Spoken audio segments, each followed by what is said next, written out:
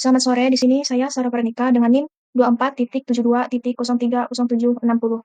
Di sini saya akan menjelaskan tentang pemeriksaan bakteriologi bahan pangan, yaitu makanan dan minuman.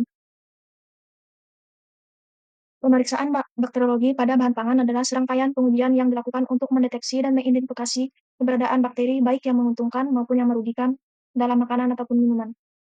Tujuannya yaitu untuk memastikan keamanan dan kualitas pangan yang dikonsumsi. Pemeriksaan dibagi menjadi tiga, yaitu pemeriksaan ALT atau angka lempeng total, yang kedua pemeriksaan NPN, yang ketiga pengujian susu dengan indikator methylene blue. Kita lanjut ke pemeriksaan angka lempeng total atau ALT. ALT sendiri adalah pemeriksaan yang digunakan untuk menentukan jumlah mikroorganisme, baik bakteri maupun jamur di dalam bahan pangan, alat masak atau alat makan. Metode angka lempeng total pada produk pangan dapat mencerminkan teknik penanganan tingkat dekomposisi koloni yang dapat diamati secara visual dan dihitung. Interpretasi hasil berupa angka dalam koloni atau CPU per ml per gram atau koloni per 100 mili. Alat dan bahan sendiri yang digunakan yaitu laminar air flow atau LAP, lampu spiritus, inkubator, pipet ukur, blender atau mortal, rak tabung, reaksi, vortex, koloni counter. Dengan bahan yaitu sampel bahan makanan padat 10 gram, sampel bahan makanan cair 10 mili, medium lempeng plate, PCA 6 buah, larutan air pepton 0,1% sebanyak 90 mili, larutan air pepton 9 mili sebanyak 5 tabung, alkohol, lisol, sabun cuci, korek api, dan lap. Di sini kita akan masuki dengan prosedur kerja. Yang pertama yaitu kita siapkan 10 mili bahan makanan cair, disiapkan lalu dimasukkan ke dalam 90 mili air pepton 0,1 dalam labu Erlenmeyer, lalu dikocok. Kedua, kita suspensikan diambil sebanyak 1 mili, kemudian dimasukkan ke dalam tabung reaksi A, lalu dikocok dengan memutar di antara kedua tangan. Yang ketiga, suspensi dari tabung reaksi A diambil sebanyak 1 mili, kemudian dimasukkan ke dalam tabung reaksi B, lalu dikocok memutar di antara kedua tangan. Yang keempat, suspensi dari tabung reaksi B diambil sebanyak 1 mili, kemudian dimasukkan ke dalam tabung reaksi C, lalu dikocok dengan memutar di antara kedua tangan. Lalu selanjutnya masing-masing suspensi diambil sebanyak 0,1 mili, lalu dipercikan di atas permukaan medium lempeng dengan kode yang sesuai. Setelah itu cawan petri yang berisi medium lempeng ditutup lalu diputar sehingga percikan inokulum tersebar merata pada permukaan lempeng. Medium lempeng tersebut diinkubasi pada suhu 37 derajat Celcius selama 1 kali 24 jam, lalu diamati dan dihitung jumlah koloni bakteri yang tumbuh pada medium lempeng tersebut. Untuk interpretasi hasil yang sudah didapatkan yaitu serial pengenceran plate 10 derajat 10 pangkat negatif 1 dengan jumlah koloni 51, jumlah koloni kedua 19, lalu serial pengenceran plate 10 pangkat 2 yaitu 8 dengan jumlah koloni 8 juga, lalu ketiga plate 10 pangkat 3 dengan jumlah koloni 73, jumlah koloni yang kedua 27, plate 10 pangkat 4 dengan jumlah koloni yang pertama yaitu 3 dan jumlah koloni yang kedua yaitu 5.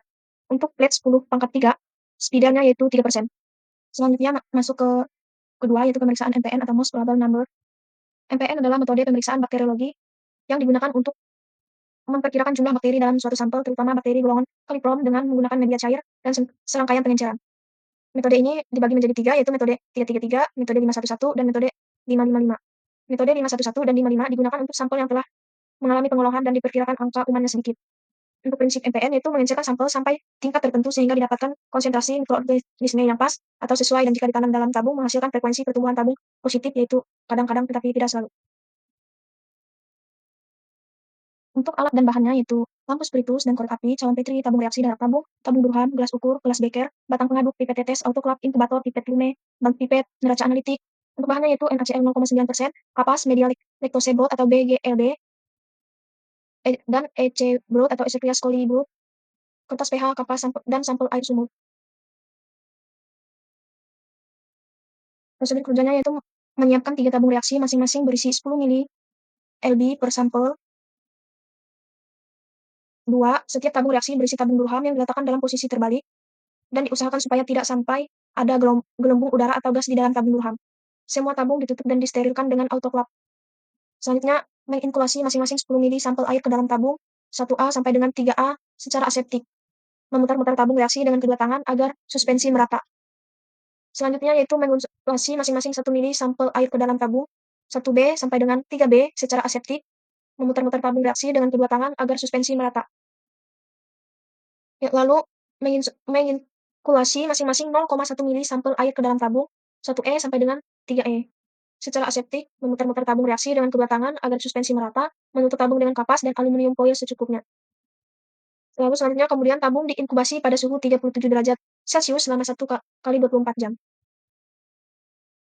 Yang ketujuh, memeriksa hasil yang tertangkap dalam tabung Durham, dan tabung Durham menghasilkan gas dicocokkan pada tabel MPN, maka dilanjutkan ke tahap uji NBO.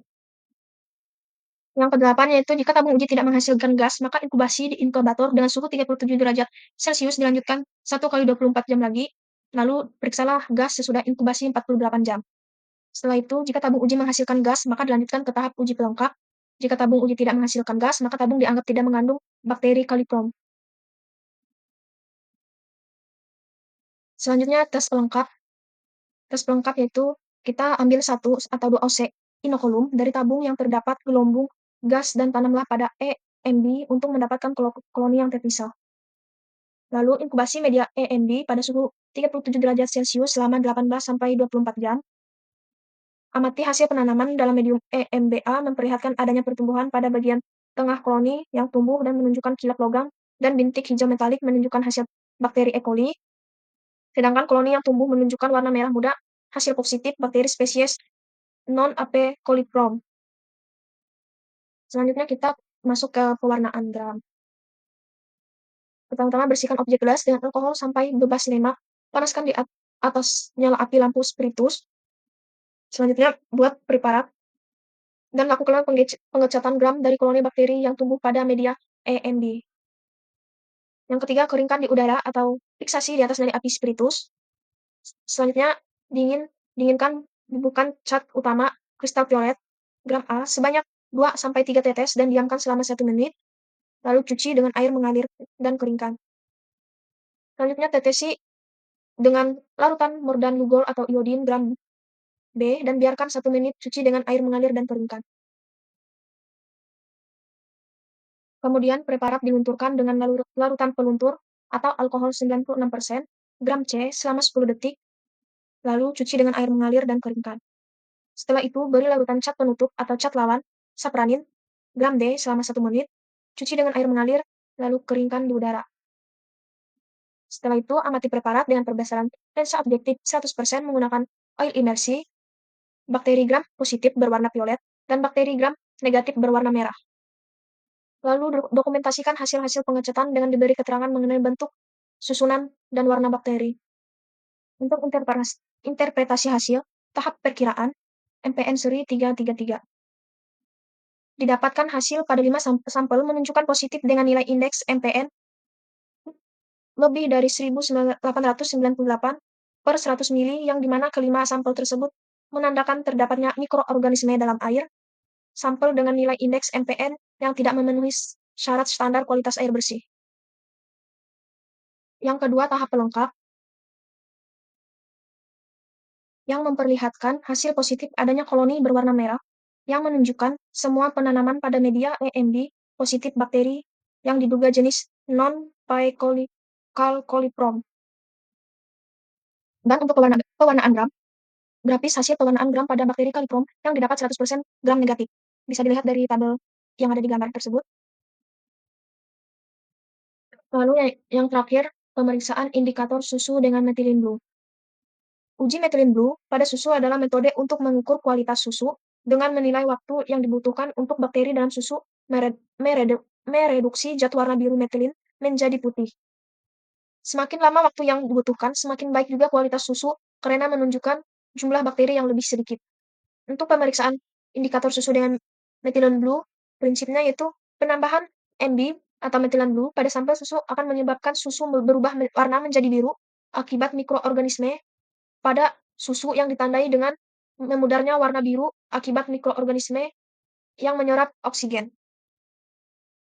Untuk alat dan bahan dalam pemeriksaan indikator susu dengan methylene blue yaitu tabung reaksi, water bath, pipet volume, pipet OC bulat, lampu spiritus, rak tabung, dan hot plate.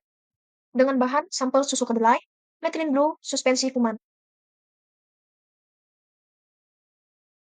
Untuk prosedur kerjanya sendiri yaitu siapkan 3 buah tabung reaksi, tabung 1 tes, tabung 2 kontrol negatif, tabung 3 kontrol positif yang masing-masing diisi 1 mili methylene blue, 1%, kemudian 3 tabung, ditambah masing-masing 10 sampel susu kedelai.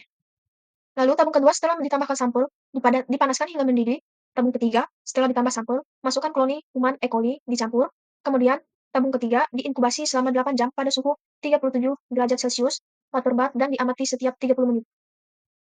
Untuk interpretasi hasil, semakin cepat warna biru hilang, maka semakin banyak bakteri dalam susu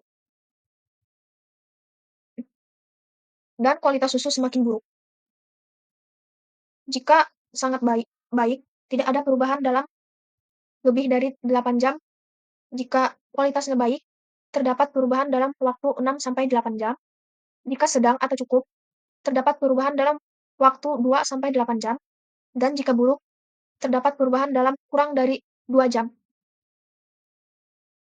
Sekian penjelasan saya mengenai pemeriksaan bakteriologi mengenai bahan pangan, yaitu makanan dan minuman.